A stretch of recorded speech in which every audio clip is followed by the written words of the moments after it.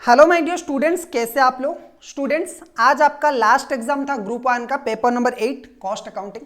Hopefully आपका ये exam अच्छा गया होगा और अच्छा आपने लिखा होगा एग्जाम में।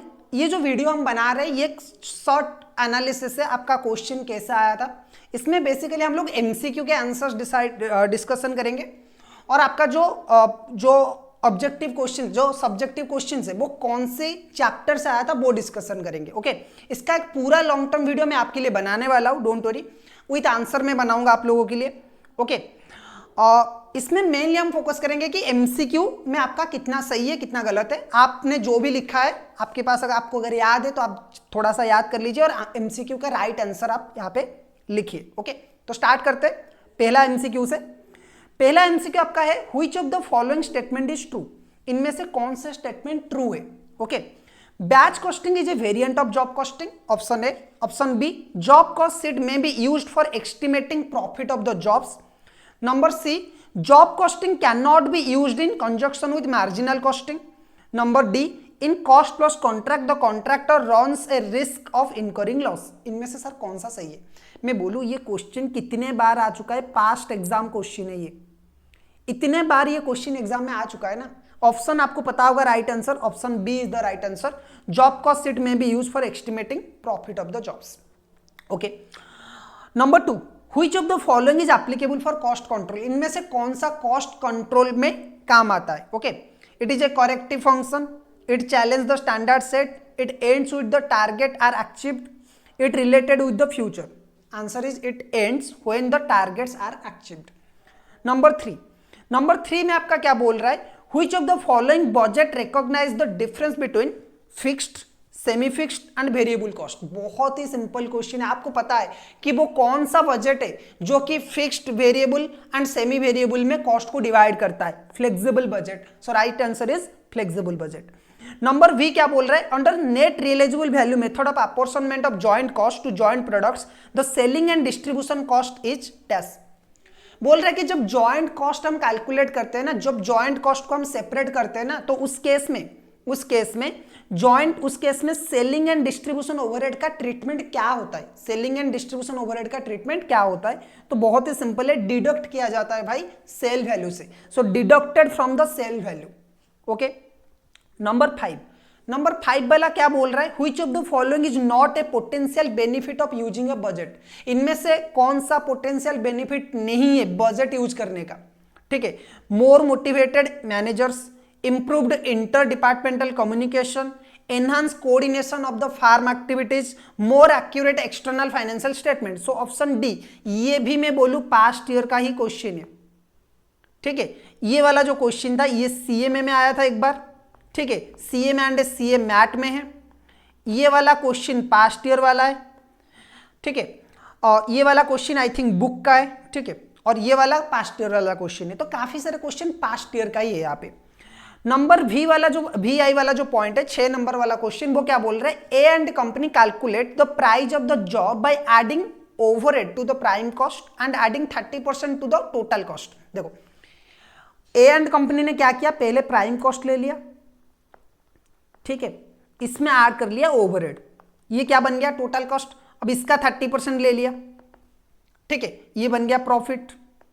अब टोटल मिला के सेलिंग प्राइस कितना है, 6760।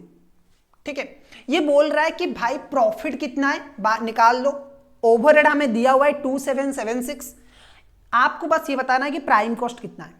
देखो, अगर हमें एक बार प्रॉफिट मिल जाए, तीनों में से अगर हमें एक पता है ओवरहेड, अगर हमें प्रॉफिट पता चल गया कि प्रॉफिट कितना है, तो प्रॉफिट अगर आपको पता चल गया तो उस केस में क्या होगा, आप आराम से प्राइम कॉस्ट निकाल सकते हो।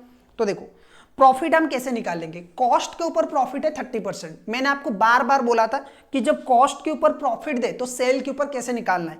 तो जिसके ऊपर प्रॉफिट दिया है उसे ले लीजिए। ठीक है, 100 और उसमें ऐड कर लीजिए प्रॉफिट। तो अगर कॉस्ट 100 रुपीज है, प्रॉफिट 30 रुपीज है, तो सेल कितना होगा, 130 का होगा। और सेल के ऊपर परसेंटेज कितना होगा प्रॉफिट का, 30 डिवाइडेड बाई 130। इसमें मल्टीप्लाई करिए 6760, आपका आएगा 1560। ठीक है, आपका कितना आएगा 1560। इतना ही आ रहा है ना कैलकुलेटर में, देख लीजिए एक बार। ठीक है, इतना ही आ रहा है 1560। इसमें आप ऐड कर लीजिए कितना, 2776, ओके, और इससे माइनस कर लीजिए 6760 से, answer is 2424। This is the cost of prime cost. तो ऑप्शन बी जो है वो राइट आंसर है। नंबर 7 की अगर मैं बात करूं, in a non integrated accounting system what is the primary objective of overhead ledger. Overhead ledger का प्राइमरी ऑब्जेक्टिव सर क्या है? बहुत ही सिंपल है। ओवरहेड लेजर क्या करता है? Controlling indirect cost, indirect cost को कंट्रोल करने में मदद करता है सर। सो इसलिए controlling indirect cost, C is the right answer. Navi and company pays 8 rupees per unit royalty to designer of a product which it manufactures and sells। जो manufacturing करता है, सेल करता है, उससे जो प्रोडक्ट डिजाइनर है ना, नवी एंड कंपनी, वो क्या करते हैं? उसे 8 रुपीज का रॉयल्टी पे करते हैं। ठीक है, तो सर ये रॉयल्टी क्या होगा? बहुत ही सिंपल सर, डायरेक्ट एक्सपेंसेस होगा। और क्या होगा? Blue star transport company operate 2 trucks. Blue star transport company क्या करता है? 2 ट्रक ऑपरेट करता है, जो कि टोटल ट्रैवल कितना किया है? 25,000 kilometre. The average load was 3 ton. ये 20 बार टोटल एक महीने में जर्नी की है। ओके, टोटल कॉस्ट इनकर्ड हुआ है 2,25,000। तो बोल रहे कि कॉस्ट पर टन किलोमीटर कितना होगा? तो पहले सर निकाल लीजिए टन किलोमीटर कितना होगा। टन किलोमीटर कितना होगा? कितना किलोमीटर है? 25,000 किलोमीटर। कितना टन है? 3 टन्स। टोटल कितना होगा? 75,000 किलोमीटर्स, टन किलोमीटर्स। ठीक है, कॉस्ट कितना है? 2,25,000 डिवाइडेड बाई 75,000। बच्चा वाला क्वेश्चन था, 3 रुपीज। ये आ जाएगा ऑप्शन सी आपका right answer. Okay, clear. So उसके बाद आता है question number 10, which of the section of the companies act 2013 deals with the adoption and adherence to the cost accounting standard. Obviously section 148, बहुत easy question था। उसके बाद question number x आई, क्या बोल रहा है? देखो कि सेलिंग प्राइस एक प्रोडक्ट का कितना है? 40 रुपीज। वेरिएबल कॉस्ट कितना है? 22 रुपीज। तो कंट्रीब्यूशन सर कितना होगा? 18 रुपए का। Jolly limited manufacture student level fountain pen and sell each pen 40 rupees. Selling price 40 rupees का है। वेरिएबल कॉस्ट कितना है? 22 रुपीज का है। कंट्रीब्यूशन कितना आ गया सर? 18 रुपीज का।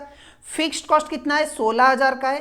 प्रॉफिट कितना चाहिए? 20,000 का चाहिए, यानी कि 36,000 टोटल हमारा रिक्वायर्ड कंट्रीब्यूशन है, डिजायर कंट्रीब्यूशन है।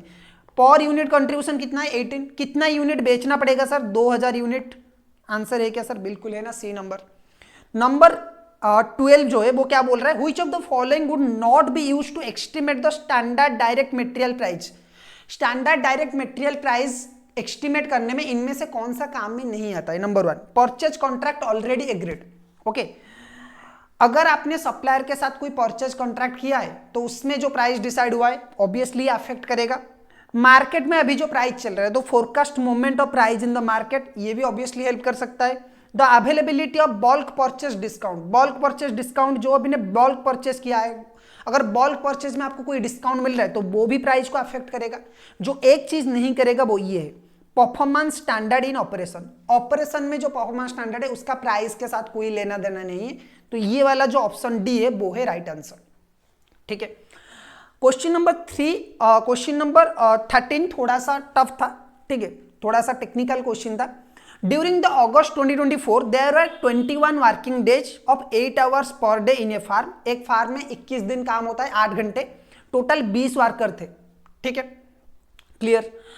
मशीन ब्रेकडाउन हो गया, 480 आवर्स का जो काम है वो इंटरप्ट हो गया, 480 आवर्स का काम नहीं हुआ। ठीक है, एक यूनिट बनाने के लिए 15 मिनट का टाइम लगता है, यानी कि 0.25 आवर्स का। तो प्रोडक्शन वॉल्यूम रेशियो कितना होगा? देखो प्रोडक्ट कितना बनाया गया है? 10,008 आवर का। तो standard our, actual standard our, और मैं बोलूं standard hour for actual production, standard hour for actual output, actual output कितना होगा? इंटू 0.25, 2,700। सही है, 2,700।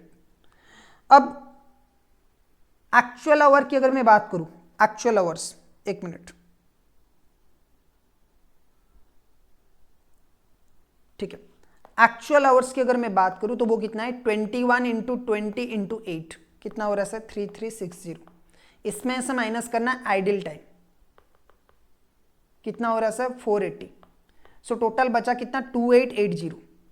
सो काम कितने घंटे का होना चाहिए था, मतलब कितना घंटा किया है 2880, आउटपुट कितने घंटे का निकला है 2700। सो अगर मैं प्रोडक्शन वॉल्यूम रेशियो की बात करूं, डिवाइड कर लीजिए कितना आएगा 93.7%, ठीक है 75%। So option D is the right answer.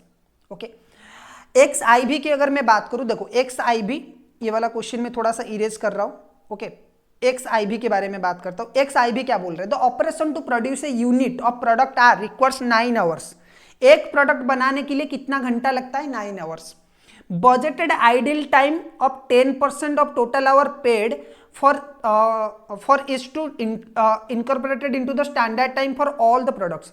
क्या बोल रहे हैं कि भाई एक प्रोडक्ट बनाने के लिए 9 घंटे का टाइम लगता है, लेकिन एक आइडल टाइम है 10% का, जो कि हर प्रोडक्ट को एलोकेट किया जाता है। ठीक है, 1 घंटे का रेट है 16 रुपीज। तो standard labour our, standard labour cost per unit कितना होगा? बहुत ही सिंपल है। देखो, अगर कोई काम करने के लिए हमें 9 घंटे चाहिए, लेकिन 10 घंटे उसमें क्या है, 10% क्या है उसमें आइडल टाइम है, तो मैं 10 घंटा काम करूंगा, तो इसमें से 10% मेरा आइडल टाइम है, 1 आवर आइडल टाइम है, बचेगा 9 घंटा। लेकिन मैं पेमेंट कितने घंटे के लिए करूंगा सर? 10 आवर के लिए करूंगा। 1 घंटे का रेट कितना है? 16 रुपीज है। तो आंसर आपका कितना आ जाएगा? 160 आ जाएगा। सही है। लास्ट वाला क्वेश्चन, लास्ट वाला पॉइंट क्या बोल रहा है? In an integrated accounting system the accounting entries for indirect wages incurred would be, क्या होगा? B number, overhead control account debited to wage control account. ठीक है, तो ये था एमसीक्यू। उसके बाद अगर हम थोड़ा सा डिटेल में एनालिसिस करें कि सर सब्जेक्टिव क्वेश्चंस हमारे कौन कौन से चैप्टर में आए थे, तो ये जो पहला क्वेश्चन आया था 2 नंबर ए का, ये मैं बोलूं कॉस्ट शीट का क्वेश्चन है। ठीक है, कॉस्ट शीट का बिल्कुल ऐसा ही क्वेश्चन है, आप कॉस्ट शीट का क्वेश्चन कर सकते हो। थोड़ा सा ये prepare cost statement for the year ended 31 मार्च 2025। मैंने आपको बोला था कि कॉस्ट शीट पे 2 क्वेश्चन आ सकते हैं, तो ये एक क्वेश्चन था, एक और क्वेश्चन आगे भी है। ये वाला जो क्वेश्चन है ये मेटेरियल का है। ठीक है, मेटेरियल लेबर कोई दोनों में से एक क्वेश्चन आता, तो ये मेटेरियल का क्वेश्चन था। ये वाला जो क्वेश्चन था ये ओवरहेड का क्वेश्चन था, और बहुत ही इजी वाला क्वेश्चन इस बार आया था ओवरहेड एलोकेशन का।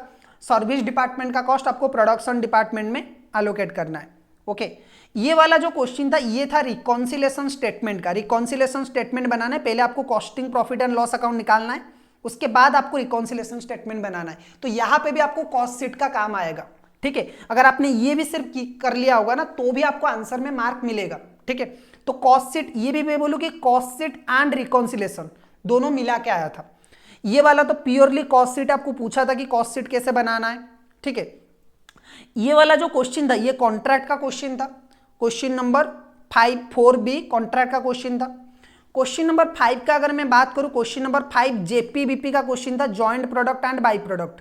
जेपीबीपी का क्वेश्चन था, joint product and by product का। क्वेश्चन नंबर 5B आपका था स्टैंडर्ड कॉस्टिंग का क्वेश्चन। ठीक है, लेबर वेरिएंस आपको निकालना था। ठीक है, क्वेश्चन नंबर 6 की अगर मैं बात करूं, तो क्वेश्चन नंबर 6 एक 14 मार्क का क्वेश्चन था, और ये था मार्जिनल कॉस्टिंग का क्वेश्चन। मार्जिनल कॉस्टिंग का क्वेश्चन। क्वेश्चन नंबर 7 की अगर मैं बात करूं, क्वेश्चन नंबर 7 आपका बजट का क्वेश्चन था। एक क्वेश्चन बजट से कंपल्सरी आता है। ठीक है, so material purchase and production budget, preparation of production budget and material budget. उसके बाद आपका पूछा था कॉस्ट अकाउंटिंग स्टैंडर्ड 10। ठीक है, और आपको शॉर्ट नोट की अगर मैं बात करूं, शॉर्ट नोट में 2 क्वेश्चन आपको पूछा गया था, essentials of a good cost accounting system and ABC analysis and state the main advantages of ABC analysis. Okay, उसके बाद एक और आपको पूछा गया था cost accounting standard 8, cost of utilities. ठीक है, सो क्वेश्चन में बोलूं स्टूडेंट्स कि इतना ज्यादा डिफिकल्ट नहीं आया था, एवरेज क्वेश्चन आया था, अच्छा ही आया था। जिसने अच्छे से प्रिपरेशन किया होगा आराम से आप 70-80 टारगेट कर सकते हो। एमसीक्यू में ऑलमोस्ट ऐसे क्वेश्चन थे कि 10-12 क्वेश्चन पहले से ही कॉपी पेस्ट थे, तो 10-12 क्वेश्चन तो कॉपी पेस्ट था, 2-3 क्वेश्चन न्यू थे, जो करने में बच्चों को थोड़ा सा दिक्कत होगा, थोड़ा सा कैलकुलेशन की जरूरत था। लेकिन मैंने आपको बोला था कि ये जो क्वेश्चन है पास्ट ईयर से डालते, सीए की बुक से, सीएमए की बुक से डालते, और कभी कभी आपका जो एमसीक्यू का जो बैंक वो प्रोवाइड करते उसमें से डालते। और जो मैंने आपको क्वेश्चन प्रोवाइड किया था सुपर 30 क्वेश्चन, उसमें से 4-5 क्वेश्चन आप खुद ही देखोगे तो आपको पता चलेगा कि 4-5 क्वेश्चन तो उसी से ही आया है। ठीक है, होपफुली आपने एग्जाम में अच्छा किया होगा। इसका एक डिटेल एनालिसिस हम बाद में बनाएंगे, आज के लिए बस इतना ही। अगर वीडियो अच्छा लगा है तो वीडियो को एक बार लाइक कर लीजिए, चैनल को सब्सक्राइब करेंगे। हम मिलेंगे फिर एक नया वीडियो में। Till then keep learning.